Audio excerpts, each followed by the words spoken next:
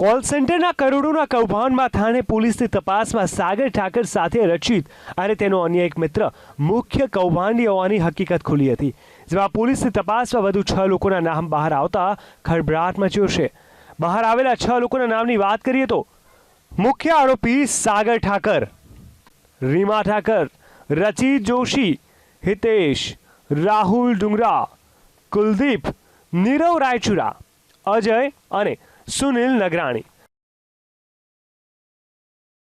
આધારભૂત સૂત્રો દ્વારા મળતી હકીકત અનુસાર કોલ સેન્ટરના કાળા નાણાંનું મેનેજમેન્ટ રીમા ઠાકર દ્વારા કરવામાં આવતું હતું। રીમા પહેલા મુંબઈમાં રહેતી હતી અને લગ્ન બાદ તે અમદાવાદમાં રહેવા આવી હતી। રીમા મુખ્ય ષડયંત્રકાર સાગરની બહેન છે। સાગર, રચિત, રીમા અને હિતેશ હંમેશા સાથે જ રહેતા હતા। તેમાં રચિત જોશીની વાત કરીએ તો તેની ભૂમિકા પણ ખૂબ જ મહત્વની હતી।